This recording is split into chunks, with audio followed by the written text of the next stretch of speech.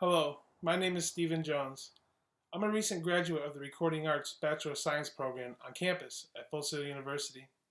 I currently live and am from Western Mass in a town called Williamstown. Along with audio engineering, I also specialize in producing golden era 1990 style hip hop music. My biggest desire is to become recognized by and to work with my peers as a professional producer and to become an asset to perhaps my own or another reputable record label on the creative side, the audio engineering side, and the entertainment business aspect as well. I am currently working with the Wu-Tang Killer Army on a self-produced and mixed album, and through the priceless techniques that I have learned at Full Sail during my bachelor's degree, and thus applying them to my productions, it was clear that I had developed a unique vintage sound that had the influences of my peers apparent in the music.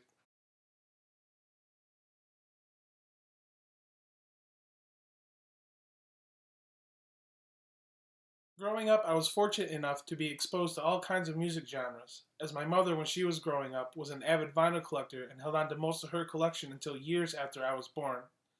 And around the age 7, I was able to understand how to run the record player and the cassette deck and began listening to music at my own will.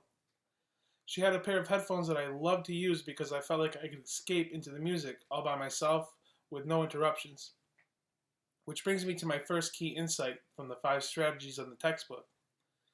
For me, it was around the age 7 when I got the notion that I was meant to or destined to be involved with my peers and music of which I was listening to. For me, it was much more than a dream. It was like I could feel it. And quite often, I think of those moments sitting in front of my mother's stereo when I'm being creative. And also throughout the years, I've come to study various subjects, and I've also noticed that with time, it's easier to lose touch with that primal sense that initially sparked your path. So always keeping fresh as possible in your mind that underlying notion, to me, is very, very important.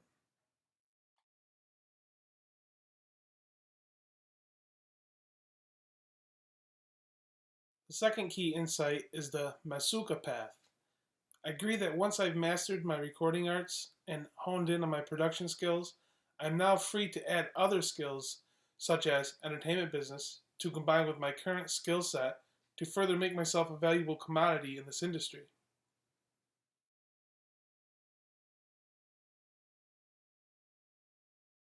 The pressure that can come from family members and peers can be difficult.